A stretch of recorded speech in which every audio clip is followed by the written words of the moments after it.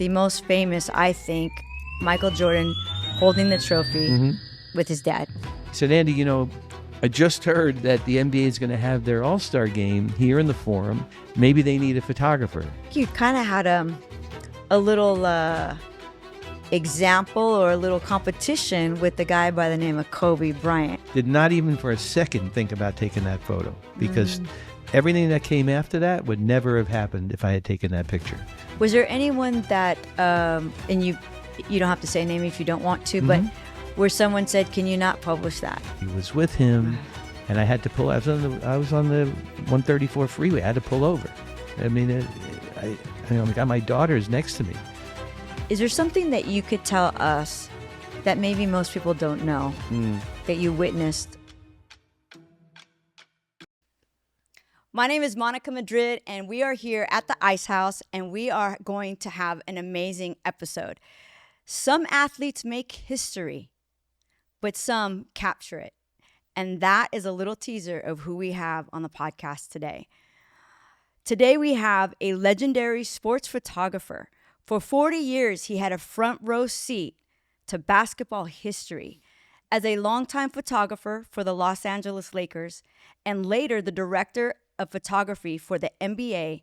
He documented some of the greatest athletes ever to play the game. From Magic Johnson and Larry Bird to Michael Jordan, Shaquille O'Neal, and of course, Kobe Bryant. He's photographed more than 3,000 NBA games, multiple finals, and over 8 Laker championships across different eras. He didn't just photograph basketball history, he helped define how we remember it. His name is now in the NBA Hall of Fame, and he's here with us, with me, right here, right now. Welcome, Andrew Bernstein. Monica, it's really, really thrilling to be here with you here in the Ice House. There's so much history for both of us, but close to my house, it's wonderful. So we wanted to make it easy for you. I probably could have walked I made here. a few phone calls. Yeah, thank you. And it's Andrew D. Bernstein that we mostly see on some of these images, but we're going to call you Andy because a little bit about. Yeah. People might not know this, but we're actually friends. Yeah, we're friends. If we were related, you'd have to call me Andrew. This is like true. The rest of my family. But this is true. Since we're friends, you call me Andy. Okay. And we met through, I believe, Penny. We met through the great Penny Toller, one of our dear friends, on the board, founder, president. I don't know what she is. President of Football Sexy. And I go back with Penny to her Sparks days. I actually photographed the first points ever scored in the history of the WNBA was scored by the great Penny Toller. And, of course, her jersey is hanging there in the arena. Isn't that cool? Yeah. People don't know. And Penny Toller has been my friend for literally over 25 years. Yeah. And it's so weird and great at the same time. I was doing my research on you, and it was weird because I consider you a friend, and I knew how amazing you were. I knew the title. But when I really, because I always want to do my research for the podcast as if I didn't know you. And I was just like, oh my God. Like when you really see all that back, it is phenomenal what you have done with your career. Thank you. Yeah, it was a great run. I can't even believe it myself. I mean, 45 years as an active photographer, mostly sports, but venues as well, a lot of commercial stuff along the way. 43 years with the NBA as their senior photographer, then director of photography, founded NBA Photos. We're going to start the 40th year celebration of the creation of NBA Photos, which happened the summer of 1986, which like blows everybody's mind. It was time to hang up the cameras. I was suffering from a lot of back pain. I had back surgery from schlepping equipment all over the world. Right. And even carrying cameras on my shoulders and walking around, jumping up and down during games. So it was time. And as we'll talk about later, I was building something else, so right. The bandwidth got a little bit smaller as we get older, right? And I just had to prioritize, and it was a phenomenal career. I'm so grateful and thankful to everybody along the way. And for some of you that don't know, what you're going to learn, that some of your favorite most familiar pictures were taken by this man right here. And not just one, not just two, like several. And I went through almost all of them last night, and they're phenomenal. Yeah. But let's go back a little bit. We're gonna get to all of it. We're gonna talk about Magic and Michael and Kobe, Larry Bird. I mean, all of it. Yeah. We're gonna hit it all. But Wait, is there first, gonna be some Warriors mixed in? Because you're all warriored well, out I today. was gonna say okay, because I always got to keep it real. Yeah, yeah. And even though we're here under the Ice House and the owner is Johnny Buss, Buss, the Laker family. Of course. I was born in the Bay. My dad wanted to make sure I was Bay represented. So, as most people know, I'm a diehard Niner, diehard San Francisco Giants, and a diehard Warrior. There you go. However, so I thought, you know what, this was appropriate because basketball is sexy. Yeah. And I thought I don't have anything of LA in my closet, Yeah. but I do have my basketball stuff. Well, I What do you love it. think? I love it. And, it brings me back old school Warriors stuff. The Warriors was the first team I shot outside of LA when I was a young photographer, schlepping equipment up and down the coast in my little Volkswagen. But it wasn't called Oracle Arena then. It was called, I think it was called, what was it called? Oakland Arena, I guess. I forget back in myself. the day. Yeah, it was. But next to the Coliseum. Right. And it was the first place I went outside of LA. It was truly a remarkable experience. Almost died on the catwalk, literally. Wow. Because we used to hang strobes, these big flashes from the catwalk. And the catwalk in that arena wasn't particularly conducive to hanging anything, but they had these spotlight sort of cages that came down from the catwalk that you'd have to take this vertical ladder with no protection whatsoever. Oh my goodness. And before the game, it wasn't that terrible. It was probably about 20 rungs of the ladder. But my strobe blew out during the game, so halftime I went up there and had to go from the catwalk down this thing. Do you have and insurance? literally froze. I didn't have any insurance back. I mean, I had like rigor mortis. I could not move. Oh and then the fans are down there looking up at me like, was this like a halftime act or who is this guy? They were like, what is happening? Yeah, it was funny. And I want to get back to that, and then we're going to talk a little bit about, because I did, like I said, I did my research, and I had no idea, but before we even get in there, but I had no idea that you guys were up in the rafters and you were up in the catwalks. This was a dangerous job. Most people just think you're on the sidelines, might get hit by a ball, but you could have died. Yeah, I had actually still have a fear of heights. Yeah. When I was a young assistant working for Sports Illustrated, I was trained by their number one catwalk. He was insane, this guy. He was literally like he was out of the circus. And his name was David Keith. And he used to shimmy out on the I-beams. I remember our first gig we ever did together was at Pauley Pavilion. And again, they didn't have like a catwalk that went around the outside of the ceiling. They had I-beams, and he had to shimmy and with no like lifeline or anything. And then he'd like point to me, "All right, come on." I'm like, "Are you nuts? I'm not going out there." It's like, no, I'm gonna stay on the sideline. I wanted I'm starting my career. I don't want to end it tonight. Right. But I learned from him. I learned how to light these very difficult arenas. Now it's a lot easier. There are elevators that go up to a nice catwalk. Right. Everything's kind of laid out pretty well for you. But like Chicago Stadium where the Bulls used to play, Boston Garden, Oracle Arena, the Salt Palace in Salt Lake City, where the Utah Jazz played before the current arena, they had an asbestos ceiling. And, people worked in there and died from asbestos poisoning. Oh my God. But we used to have to go out on this asbestos ceiling, breathing all this stuff that we didn't know back then. And, one wrong move, it was like a fake tile ceiling. One wrong move, that's the end of you. See, people don't give you guys credit, but look Yeah. at all this. This is a dangerous occupation. It's pretty dangerous. And I believe it started in 1983 for you.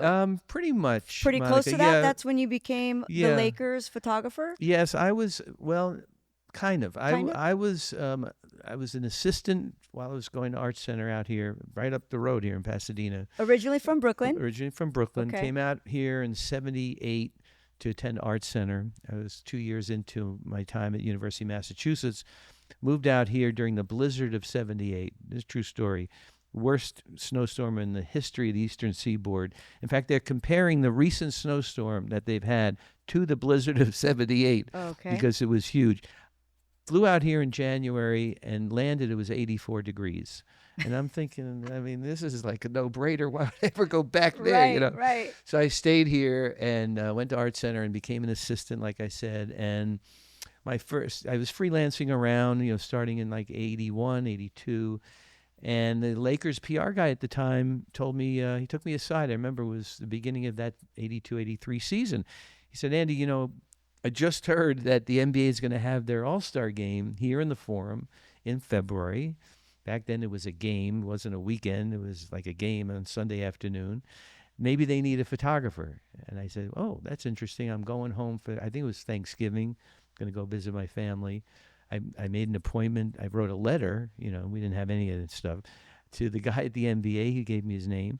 And went and met with this guy on the Friday of Thanksgiving weekend. And he just said, so you're based in L.A.? And I said, yeah. He said, we don't have to travel you. I said, no. You don't have to feed you? I said, no. He said, Hired. will you do it for like $200 or something? I said, yeah. So the next thing I know, Monica, I'm standing there 12 noon on a Sunday in February, and the East team, you know, with Bird and Parrish and Dr. J are all over here. The West team, Magic, Kareem, whoever else Oh my God. over The there. greats. All the greats. Marvin Gaye is singing the anthem. What? The most epic anthem in the history of anthems. If people haven't seen it, you got to YouTube it. Literally unbelievable. And I'm standing there in the middle of the court thinking, well, this is cool. Yeah. I could make I a could life do and a this. career out of this. That was really a very pivotal moment for me. It was wonderful. That's amazing. Yeah. That probably changed the trajectory of your whole life. Oh, I mean, 100%. and right Yeah. after that, and correct me if I'm Yeah. wrong, but now you're pretty much in the Showtime era. Absolutely. I It was mean, a perfect storm of being in the right place at the right time. Exactly. And look, a little divine intervention. But I had taken a huge leap of faith to move here Yeah. from the East Coast. I left everything behind. Yep. My friends, I had a girlfriend back there. I had my family to move to LA because I knew somewhere in my head that this is where I had to be Yeah. to further my career. And you're right, Showtime was taking off. For those that may or may not know, because we have a lot of Yeah. new fans, Yeah. Jerry Buss Mm-hmm. was the owner of the Lakers. Right. And at that time, and a lot of people might know now because they have a series out on like all the streaming Yeah. platforms.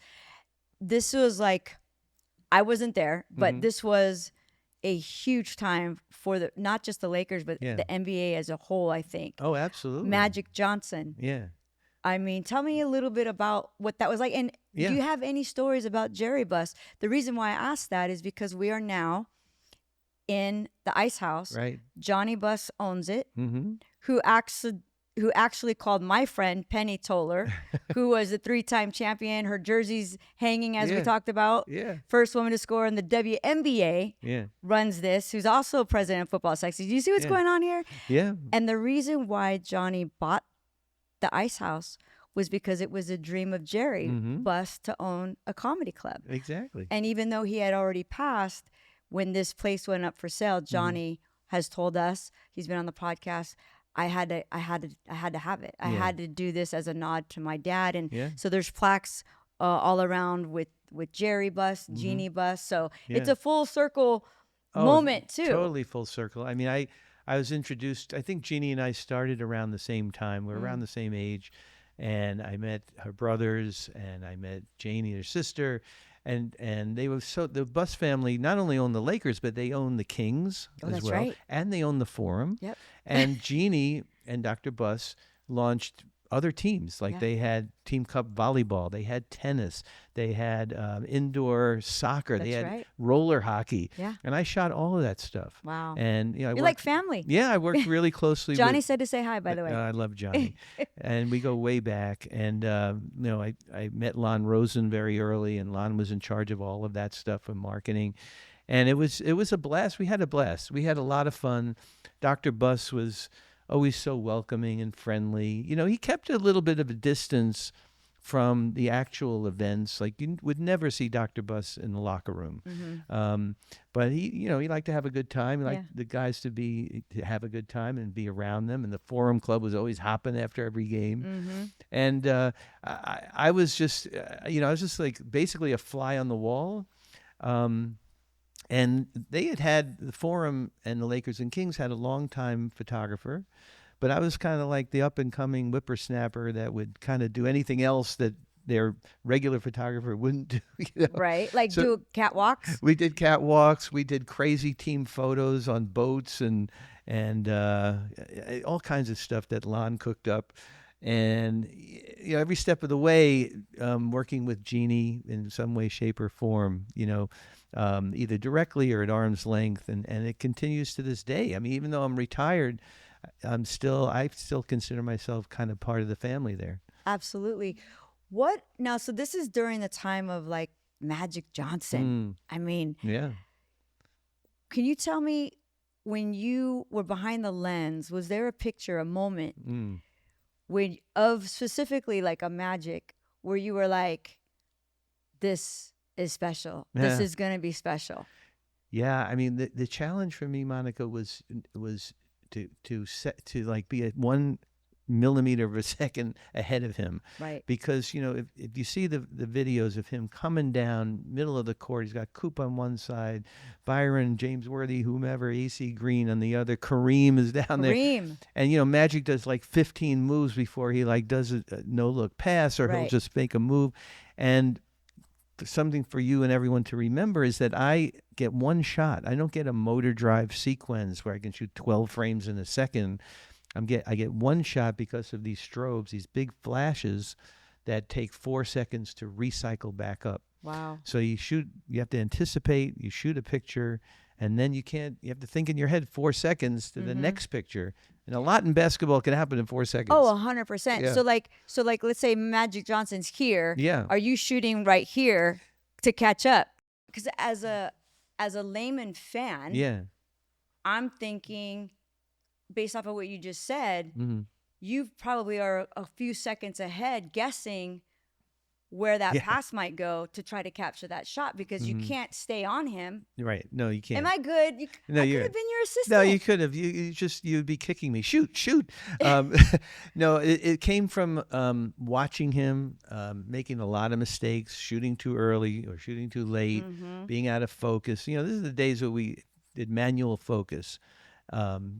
Photographers these days don't understand what that really means. You actually have to focus the lens, and we didn't use zoom lenses those days. We used fixed lenses.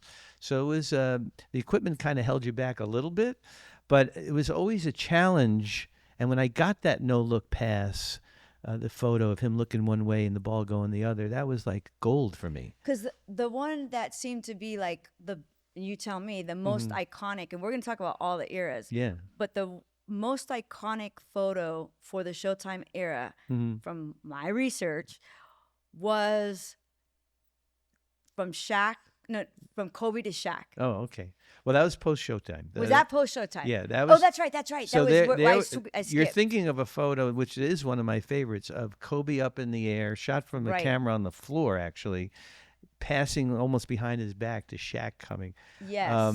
And that was kind of born out of the Magic era, because first of all, Kobe didn't pass a lot, but to pass, Right. for him to pass to Shaq in that manner from that far under the basket was unusual. You're right. And the one that I saw that I meant was actually one with Magic and Larry Bird. It looked like it was a boxing out situation. Yeah. By the way, Andy, I just need you to know, like, I was a badass basketball player. I'm sure you were. You Okay. probably badass You in could have anything taken photographs of me had the WNBA been out, but it wasn't. I'm Too not. bad you didn't know Penny back then. I know. I'm not going to brag about my 4 records I broke in senior year, but all that to say, so going back during the Showtime era, would you say was that Magic Larry Bird photo, which we'll show?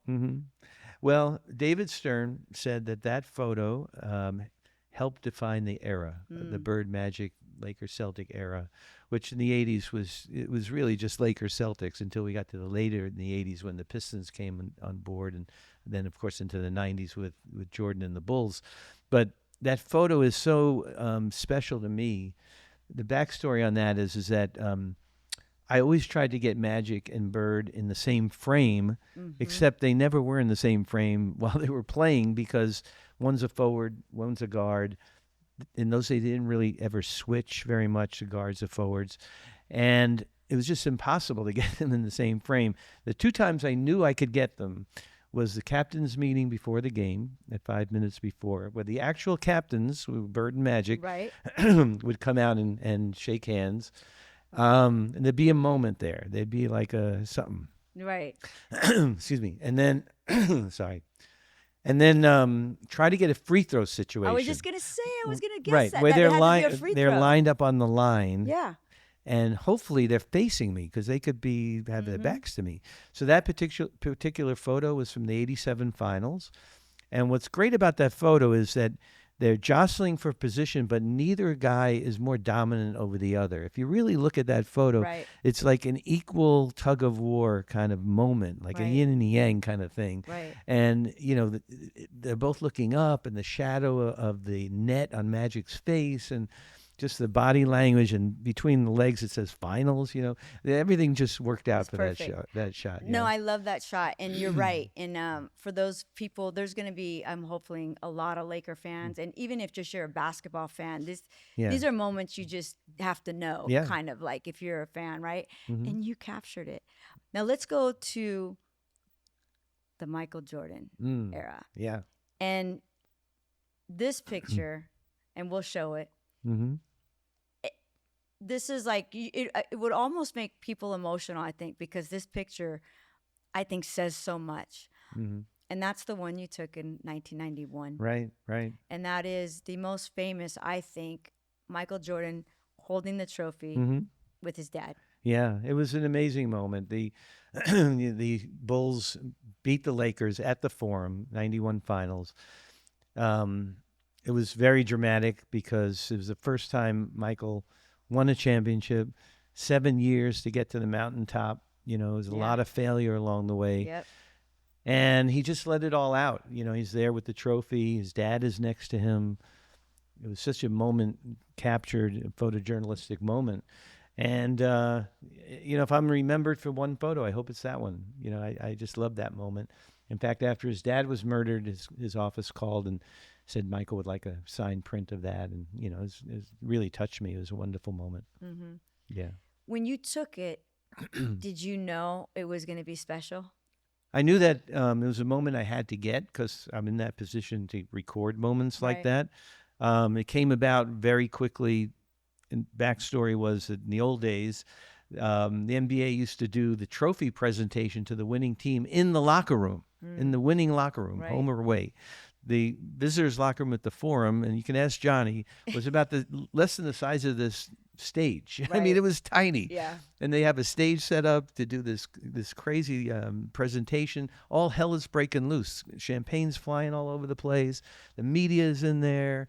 Families are in there. It was like 120 degrees. And I couldn't see anything, so I jumped up on a bridge table in the middle of the room that they use for the tickets and where they put their ace bandages and all that stuff. And just so I could get a perspective. And the network did the trophy presentation. They went to commercial, and after the commercial, they wanted to do a one-on-one with Michael with the trophy, and went to commercial, and then there's no Michael and there's no trophy, and people are losing their minds. People where- are screaming, and keep Where's in mind we're in Michael? chaos. Yeah. And so something in my head said just like look to your left, and closer than your camera person right here, there was Michael in this locker with his dad holding the trophy 5 feet away from me. Wow. And I, had a flash on my camera. I wheeled around, shot, boom, boom. Then somebody grabbed him, and that was the end of that. That's pretty amazing. But let me ask you something. For someone who's now doing like nowhere on your level, mind you, but like social media, and sometimes I'm in like a suite with the Niners, and it's always like hard for me because I'm like, do I take this picture or not? Everybody has a Yeah. camera now because it's attached to your phone. Mm-hmm. Were there ever times, even though you had a credential, this is Mm-hmm. what you were supposed to do, did Yeah. you ever have a moment where you felt a little like, am I being too intrusive? Mm-hmm. For sure. I mean, first of all, you have to keep in mind, I'm there working for the NBA. I'm working for the team. So I'm not there to get a gotcha moment or to make anyone look bad. Mm-hmm. My role was to document what's happening and in the process, hopefully, show the thrill of victory and the agony of defeat, Mm-hmm.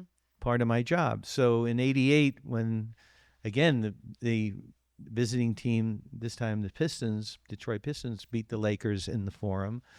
Um, it was a heartbreaking series, and You're giving Laker fans I PTSD know, right now, I but it's know. Well, okay. there's a lot of It's great okay. stuff we can There's a talk about. lot of good stuff. We're getting to the good stuff, Laker But fans. Don't again, worry. all hell's breaking loose in the Pistons locker room, and I was a lone wolf then, so I had to get the thrill of victory in that locker room. Also, the agony of defeat in the Laker locker room. Mm-hmm. Somehow, some dejection photo. I could not get from point A to B, from Pistons locker room to Laker locker room. It was just packed, and I don't know if you've ever been in the Forum, but the hallway that connected the two was probably 3 feet wide. So Oh, I so knew you could hear. you could hear it. Oh Yeah. yeah, and you could hear everything going on in the from Ugh. one locker room. The both locker rooms, believe it or not, were connected by the showers. So you could get from the Pistons locker room to the Laker locker room through the showers. They communally use the same shower. Wow. So I'm thinking, I'm going to bolt through the showers, get to the Laker locker room. I go through, I get to the Laker side of the showers. I hear the water running. I look in there, and there's Magic. Magic is under the water, full uniform. Coop is down with his head in his hands, like sitting on the floor under the shower. I mean, it's like a Pulitzer Prize winning moment, right? Honestly, did not even for a second think about taking that photo, because everything that came after that would never have happened if I had taken that picture. And I don't regret it. If I was an AP photographer, or LA Times, or a news outlet, probably would have taken Like a that photo. TMZ or Right, something. right. Well, we didn't have that then, but yes, Right. absolutely. So And your instinct was like, I'm just not taking this one. a million percent. Right. But yet I do have to go in the locker room, show a player looking dejected or something like that, because it's part of the story. Right. But I was no way, shape, or form going to get a gotcha moment that would haunt me the rest of my career. It'd probably be a very short career after that. Right. And that's why they, I think, really loved and respected you, because Mhm. you respected not just your craft, Mm-hmm.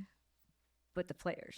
It was all about trust. Yeah. I mean, you know this. Yeah. You've been around professional sports basically your whole Yeah, life, pretty right? much. And you know that it's all about trust, and you have one opportunity to earn that trust. Mm-hmm. Nobody gives you trust. You have Right. to earn it.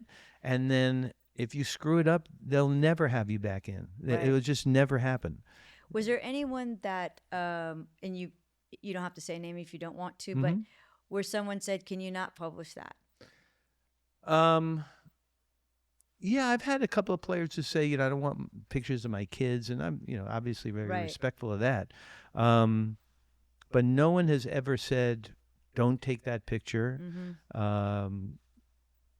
There were a few players, Kareem, is no secret, was very standoffish and kind of very protective. Right. I had to tread lightly around him, which is kind of funny because we joke about that now, Right. But never in my career has that ever happened. Mm-hmm. Yeah. And during that time, I believe the Bulls, didn't they have 6? Yeah, they won 6 They won championships. 6 championships. Yeah. Were you at all 6? Yeah, so it's kind of a funny story. So That's wild. as the NBA's lead photographer, I was always the first one in the victorious locker room, whoever it was. Didn't matter what team it was, because I was at every finals. I shot every NBA finals for 40 years. So when the Bulls started winning championships, I'm the first guy in. So the first championship in 91, first guy in. Second one, I think they won it in Chicago. I'm the first guy in, and I see Phil Jackson in the back. And I didn't really know Phil that well, but he's in the back smoking stogies with his assistant coaches, drinking beer, and he nods, and I took a couple of photos. It was fun. The third year, I think it was again in Chicago. Nice. I go back to that same scenario. Thing.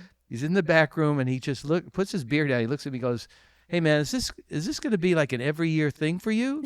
And I said, well, coach, I certainly hope so. And meanwhile, 11 championships that he won between the Bulls and Lakers. I was always the first one in. Wow. And, he and I became very good friends, and we did a book together. And there's a lot of respect. He commanded a lot of respect. Mm-hmm. And I loved that from him. And I had a sixth sense with him, with Phil, to not push the envelope. Like when he came in the locker room or the training room and I was in there doing my thing, Right. he'd give me this like eyebrow would just go up. He Yeah. wouldn't say anything, But they but I knew the eyebrow was Andy is out, and that's the end of that. So see, but that I think all that worked for you, and we're gonna yeah, get. This is all gonna come full circle when we get to the next segment that we're talking about. But I just love that your self awareness, I think, and your respect is why you were there so long. yeah. Well, Um, yeah. I mean, I believe that too, and I think, Monica, it's all about your genuine self. mhm. Also, I mean, you know this too. You're who you are, Yeah. and people. You're not putting on airs. You're not trying to be someone else. You're not trying to draw attention to yourself. It's not about me. It's about them. I'm the guy recording what's going on. Right. I never want to make it about me. And, I tend to have a pretty outgoing personality. I love being, part of the group, part of what's going on. But I also know I have a job to do. Right. And I think they all respected that from beginning to end. So the players have, I'm assuming, I can't speak for everybody, they have their routines. Mm-hmm. They have their playlist. They have a special dinner they eat the night before, what have you. Mm-hmm. Especially during championship games. Yeah. Because I'm picturing you like if there was a song coming to mind while we're talking, I'm like 8 Mile all day long. You Yeah. got one shot. Yeah. That's you. Yeah. You know what I'm yeah. saying? That could be what your walkout song. Yeah. But Well, I during like to think it's "No Surrender" by Bruce Springsteen. okay, But that's okay. no surrender. We're gonna throw that in. Yeah. But was there anything specific that your wife did or that you did? Because this is a big. I can Yeah. imagine. Like I'm like, okay, I'm getting dressed. This is the championship. It's Yeah.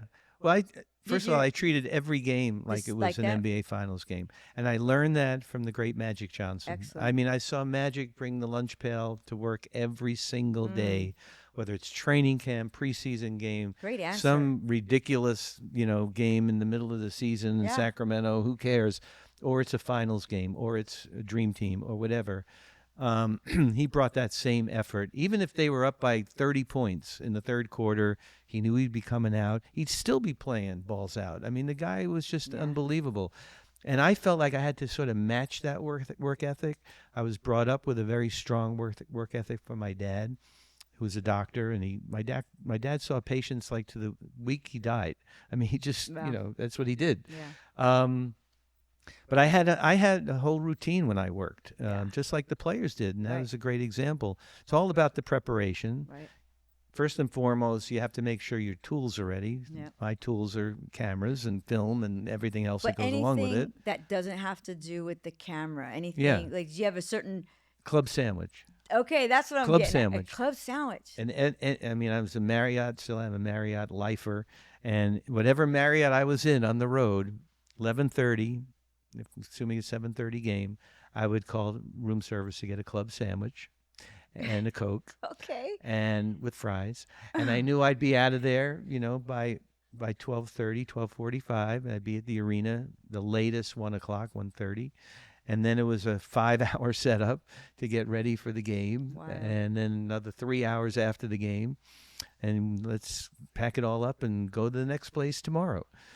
So it was very routine at home as well. Even when my kids were little and I was a single dad, I had routines. I had the babysitters lined up. I had everything that needed to be done. Yeah. Because the last thing I ever wanted to do is get to a game and be like frazzled and be late and there's Right. traffic. So I'd leave. I'd leave for a game in LA. I would leave my house at 12:30. And I think you kind of had a little example or a little competition with the guy by the name of Kobe Bryant Yeah. Well, he's on who would get Yeah. to the stadium first. Yeah. Well, that Let's was. talk about it. Yeah. The 2000s, the dynasty. Yeah, Tell me. unbelievable. Well, and I met him the first time on Media Day, 1996. He's this, just turned 18 years old, this kid. That's And crazy. we in LA didn't really know much about him. He came from suburban Philadelphia, a lot of notoriety back east, but not out here. And Lakers had traded one of their most beloved players, Vlade Divac, to get the pick, and Vlade didn't want to go, and it was the whole backstory of that. But here comes this kid out from media day onto my set, and I'd never met him, scrawny kind of teenage kid, and I put my hand out to introduce myself like I do to everybody. I say, "Hey, Kobe, I'm your team photographer, Andy Bernstein." And he looks me straight in the eye, and he says, "Well, I know who you are, man." And I'm thinking, like, it's a really kind of smart ass answer from this kid. I mean, seriously. And I said, "I don't know how that's possible because we never met before now." He goes, "Yeah, but I had all your posters on the wall growing up in my bedroom." And I said, there's something about this kid that reminds me of me. First of Wow. all, chip on his shoulder that I had. I'm 20 years older than him at that point. I was 38, he was 18. And I just saw what he brought every game, the joy, but the dedication, the unparalleled drive that he had to get better. And let's remember the first year or two that he was like It wasn't great. he's like a caged up racehorse. Yeah. He wanted to get out. Del Harris wouldn't play him. He was an old school coach. I You know. I think I remember being at a bar, hmm shocking, watching, and didn't he miss one of Yeah. the last shot? Well, he missed, I think, A four. few. He missed four I last remember second watching shots. that. Yeah. He shot air People balls. forgot. It was his rookie year That's against right. Utah. Yeah. For some inexplicable reason, Del Harris didn't play him most of that season, but put him in at the most pivotal time, And he bricked four shots. He didn't brick him; he airballed him, and Yes, I that would have remember. broken anybody. I mean, Yeah. think about it: 18-year-old kid under the spotlight in his rookie year, first playoffs, and failing miserably. And what did he do with that? He He turned it into. he literally got off the plane. This is true. He got off the plane when we came back from Utah that night and went to a gym and got the gym open and went to shoot baskets. And he vowed he would shoot 1,000,000 jump shots that summer, and he did. I'm sure he did. Wow. And he got better. And that just shows you how he would never give in to failure, that he used failure to push himself even further. And that says a lot about not even who he was then, but who Yeah. he was till up until Oh, the end. absolutely. I mean, he was such an inspiration. Magic professionally was my first inspiration with work ethic, but no one could hold a torch to Kobe. I mean, he's second to none. I mean, 24/7, 7 days a week. His obsession, which is a downside to the obsession, as we know.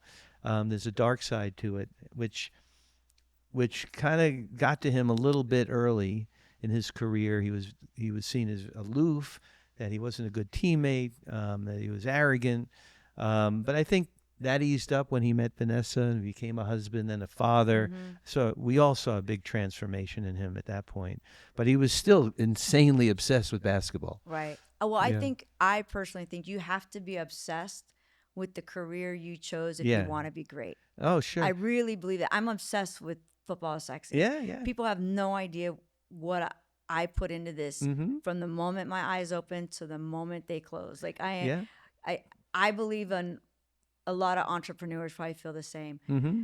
One of the things I get asked about with football is sexy is what's the hardest part about it, right? And for me, my answer is sometimes I just miss being a fan. Yeah. Like I just want to watch a game Mm-hmm. and be a fan. I want to watch my Niners Yeah. and just watch the game. Right. But I can't because I'm working. Yeah. I have to post. If somebody goes down, I have to post. Mm-hmm.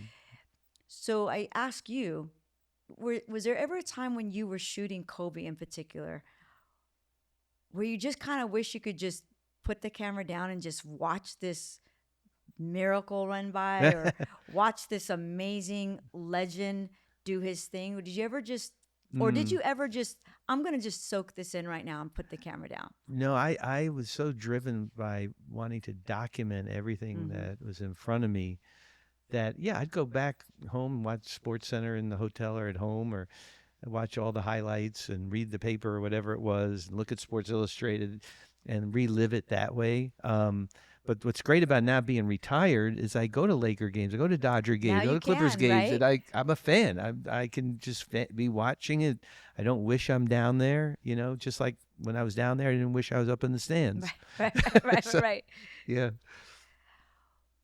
What did watching Kobe, I guess I'll ask it this way. There's so many things that are people say, Mm, there's so many documentaries out. Is there something that you could tell us that maybe most people don't know mm, that you witnessed, whether it be something emotional or just mm. something? Well, he was so dedicated, and I mean, we'd be on the team plane, you have a game, and then fly halfway through the night to the next place, and everybody's exhausted. You're on back to backs. I remember the Grammys trip, which they used to shut down Staples Center, and they still do actually. And the three teams would have to go out on the road for like 2 weeks because the Grammys take over. And it was called the Grammys trip, and we'd have 8 games, 9 games, maybe 10 games on the road in a row in 14 days. It was crazy. Mm. I mean, it's just so rigorous. But he was so disciplined that he did all of his mental preparation. He did all of his physical preparation. He had his own trainer, obviously, towards the second half of his career. He always was watching film. Like you wake up on the plane. We're going from Cleveland to Philadelphia in the middle of the night. All the lights would be off. The guys would all be bundled up, sleeping. I get up to go to the bathroom or something, and one light is on, and it wasn't even a light. It was just the screen on an iPad. Right. And who is it? It's Kobe. it's the Mamba watching film for tomorrow's game. And isn't that interesting? Yeah, I love that you just shared that with us. Thank you. yeah. Because right when you said that, I was like, who else watched a ton of film? He did Tom the same. Brady. Yeah, Tom Brady. That's right. He And talked what do they about have that. in common? What do Yeah. they have in common? Rings. Yeah. I'm Right. just saying to certain quarterbacks out there who might have just been traded. Right. Who are I you get to referring say to? what I want. Yeah. Kyler Murray, Yeah. is it's been talked about that he just doesn't want to watch film. Hmm. So I Yeah, I find can't that understand interesting that. that you Yeah. mentioned that about Kobe, and I hate that I have to ask this, but where were you Hmm. when you found out? Yeah. Well, it was a Sunday, so January 20th, 2020. I'm sorry, January 26th, 2020. It was a Sunday, beautiful Sunday. I don't know if you remember. And my daughter was going to Sunday school, Jewish temple in Glendale. We live in Pasadena area. So my thing always was to take her to Sunday school. So my wife would get the morning for herself and she'd go have brunch with her friends or just catch up and work at home or whatever. So I'd take my daughter Mimi to Sunday school, and then I'd go to my office, which is in South Pasadena, while she was in Sunday school for like 3 hours, and then go back and pick her up. So I did all that, went to my office, and I got my Springsteen music just blaring. And my phone is there next to my computer, and I think I was just doing busy work, and the phone is like jumping. It's like 10:45, whatever it was in the morning. And finally, I looked down at my phone, and I don't know how many people had called or texted. I didn't answer it. And then phone rang, actually, and it was my boss, Joe Amati from the NBA. And very, very low tone. He said, he didn't even say hello. He said, you have a TV there? Like wherever you are? And I said, yeah. I said, turn it on. And I turn it on, and news comes on, and it's TMZ reporting the helicopter accident. And I'm like not believing what I'm seeing, but it's TMZ, so should I be believing this Right. or not? Right. And then I'm watching, and he's watching. He's in New Jersey, and I'm in LA. And then it was verified. I believe CNN might have verified it first. Mm. And it just I remember I just sank to the floor. And then I'm thinking, oh my God, I got to go pick up Mimi, my daughter. It was time to leave, so I'm in the car, like bawling the whole way, and get to the temple, and I'm just praying, like, I hope they didn't tell the kids. I hope they didn't tell the kids. Get to the temple, and the entire parking lot is full of parents and kids. Everybody's crying, holding each other. Oy. And then they get Mimi in the car, and we're driving home, and that's when they announced that Gigi was with him. And I had to pull. I was on the 134 freeway. I had to pull over. I mean, I got my daughters next to me. It was just unbelievable. I mean, I remember when John F. Kennedy was murdered, you know, and MLK and Robert Kennedy and John Lennon died, and you know, just never 9/11. Of course, we all remember that. But I'll never forget that moment. Yeah, I remember. In like, doesn't matter if you're a fan of the Warriors or the Pistons or the Bulls. That's one of those moments where you remember where you were. Oh, for sure. And my first thought, honestly, I mean, after initial shock, which still hasn't worn off, was Vanessa. I mean, and the other girls. Yeah. I mean, how could they possibly, first of all, find out about this? But what happened? I mean, how are they going to process this? How is she, as a mother, going to process this? And you know, until we did our book together, and I could see how strong of a person she is, and she was then. And we all remember the memorial, which was, what, a week later? Not even a week later, where she got up in front of the world and made that speech, and then his Hall of Fame induction speech. Just unbelievable strength. That was like one of the most beautiful celebrations of life I've ever seen. And Yeah. speaking of books, we have these here. Yeah, These are amazing. This one's mine. I'd love for you to sign it. of course. I brought a Sharpie. And you got, yes, I brought one too. And for those of you who may or may not know, Kobe Bryant and Andy did this amazing book, The Mamba Mentality. And every picture in this, you guys picked out together. This was like literally a joint venture. Oh, for sure. The story. And same with Vanessa. Yep. Vanessa, this is a tribute to Kobe and Gigi, who I absolutely believe would have been in the WNBA and been a star. Yeah, there's no doubt about it. Yeah. And even though I don't know Vanessa, I feel for her. She is one of the classiest. I think how she handled everything was just absolutely amazing and beautiful. Yeah. Well, quick stories about both books, Monica, is that you know, halfway through Kobe's career, as we all remember, he changed his number, 8 to 24. All of a sudden, he calls himself the Black Mamba, which is like the most vicious snake in existence. Yeah. And he's talking about this thing called the Mamba mentality. But he's not really describing what the Mamba mentality really means. A lot of people speculated, a lot of writers, broadcasters, friends, all of us, teammates. He gave little inklings of it. So when he retired, I thought I wanted to do a book of sort of my greatest hits of Kobe, but mix in some photos that hadn't been seen before. And he listened to that presentation. He said, no, we're going to do the book I want to do, which is me telling the world what the Mamba mentality means to me, why I became the Black Mamba, took on this moniker, this sort of superhero persona, and I want you to illustrate it with your photos.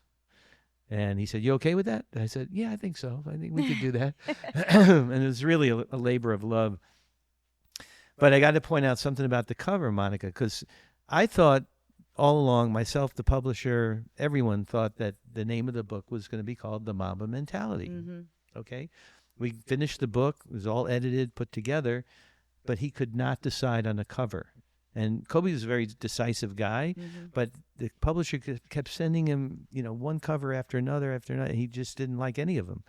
Finally, at 7 o'clock in the morning, like basically on the day of the final deadline, I get a text from the publisher in New York, all caps, Kobe decided on a cover. And he sends me a screenshot of this cover.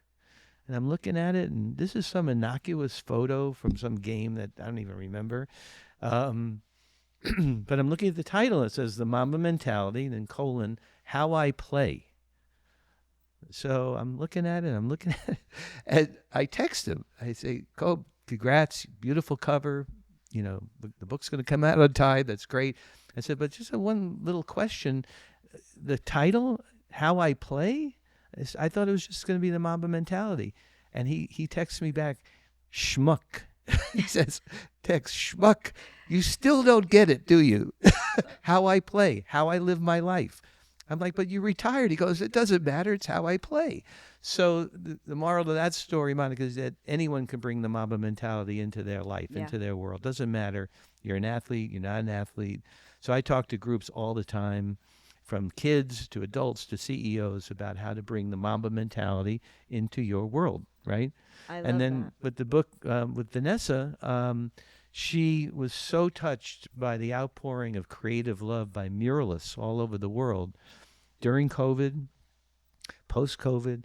She started to go visit some of these murals down where she lives, and then she started commenting on some of them. And so I contacted her and I said, I'm seeing that a lot of these murals are going up. You're commenting about them. How do you want to sort of document these murals? And I was thinking actually a documentary. She said, "No, I want to do a book. I want these murals to be memorialized for my littlest girls who didn't know their dad and their sister, I love that. because murals don't last forever. They're put on a wall. Right. Usually, it's weather. Building could be torn down. Building could be built next to it. Doesn't matter." So some of the murals in this book actually don't exist anymore, but we were able to get to them early. So I'm gonna keep that one too. Yes. Did you know that? I brought that. I was for you. it was a That it was was a a gift ploy. for I'm you. like, oh yay! But of the over 600 murals in the world, she picked 116 murals that are in this book. Wow. Personally Yay, picked them. these are now Yeah. gonna sit on my table. Yeah. Before I let you go, because honestly, I yeah. think we could be here for hours. Hmm. I do want to talk to you a little bit about something that's personal Mhm. that I think we agreed we could share, and that you're sober, Yeah. and so am I. Yeah. Yeah. I just celebrated 18 years. Mazel tov. Knock on metal. Thank you. Knock on Or knock metal. on wood. And it kind of, I was looking at the timeline. Hmm. I don't know how many years you've been Mhm. sober. Over Yeah. 20? Well, God willing, it'll be 25 years on August 1st. is Amazing. my sobriety date. Congratulations. And I've been with an incredible sponsor for that amount of time. So grateful. And everything good that has happened in my life is due to my sobriety. Period. There's no qualifier, disclaimer. If I wasn't sober, none of this would have happened. Like I said, I was a single dad for 7 years at the beginning of this whole journey, and I couldn't have done any of that if I didn't have the guidance and the strength of the program. So I'm just so thankful. I mean, Yeah. it really is. It's a testament to, how many hundreds and hundreds of meetings and grouping groups and all kinds of stuff, therapy sessions. It's a but beautiful it's life. all worth it. It's a beautiful life. Yeah. Okay. I am going to ask you 2 more things. Uh-oh. And then one Good. word. I'm Yeah. going to show you a picture. One word. Rivalry. Love it. Okay, ready? Yeah. One word. Mamba. Mamba. Well, it's just got to be Mamba. That was such a great moment. One word. I would say accomplishment. Accomplishment. Accomplishment. Yeah, it's got to be. And then lastly, one word. Love. Yeah, this is the last picture I shot of him in a Laker uniform. Literally, I took his first picture as a Laker in that 96 media day. A million pictures in between, 20 years. And then that was the next step after this picture. He's off the court for good. It's crazy. He had just dropped 60 points, dropped the mic, Mamba out. I was there. I mean, I wasn't there, but I watched that game. Yeah. And I'll just tell you one last thing. My career would not have been complete if I had not taken that photo. Because 20 years with this guy to not get the absolute end of the story. That was the as bow. a player. That was the bow. Yeah. And this is what I'm kind of excited for. Yeah. Before I let you go, I think I've said that twice now. Yeah. We tag guests here. Uh-huh. And it has been amazing. Some of these tags that we've got. I mean, Bruce Arians was tagged by Nick Lowry, the Hall of Fame kicker. Oh, you just I mean, killed we're me. just I was- wait. Yes. So who got next? Well, I was going to nominate Nick Lowry. I was going to tag Nick Oh Lowry. my God, you were? Yes. We had Nick on that screen. You know what? I should have known that. That's I should okay. have done my homework, That's Monica. okay. But Hey, you and get the to reason tag why, somebody else. I'll tell you why. Because Tag Nick, somebody else. well, you I know trust what? you. Does it have to be somebody in football? No, anybody that you think has a great story. Yeah. And I tie it all around football. Well, there's a player, former NBA player named Eddie Curry, played in the league for a while. Really good player. Eddie Curry, Nick Lowry, and I are part of a group called Project Max, which is was founded and run by an incredible guy named Eric Rubin, now based in Israel. And Nick told me all about it. yeah, and that's our mission, is Okay. to fight anti-Semitism and intolerance through sports. So hopefully, God willing, we get through this war, and I don't want to say things get back to normal because it's never normal there, but we're able to travel to Israel. I'll be with Nick. I'll be with Eddie. With What the a whole small group. world. Wait till Nick sees this I know, podcast. it's awesome. That's crazy. Yeah. Well, I can't thank you enough. Thank you, Monica. Thank you for being such a great friend, always supporting Football Sexy. Yeah. We didn't even talk about your NFL. I don't know if you have NFL Oh, pictures. sure. I go back a long way with the NFL. Oh, God. I go back I got to so have you far. back. We I got to go do a back- part two. Can I we just do a got to part tell two? you, yes, I will do 2 and 3. Okay. I go back to when the Raiders and Rams both played in the Coliseum, believe it or not, in the Okay. 80s. All And the right. USFL, I was a team photographer for the LA Express, for God's sake. Well, we had to start with basketball Yeah. because it just has to. But Well, because we'll do you're it down the again. street, Yeah, can we do a part two? Yeah, We're going to talk anytime. about the NFL. anytime. I mean, Yeah. you heard it here. We're going to do a part two. And for right now, as always, keep it. Sexy. Let's go. Sexy, I'ma say it with my chest. Football sexy, I'ma rep.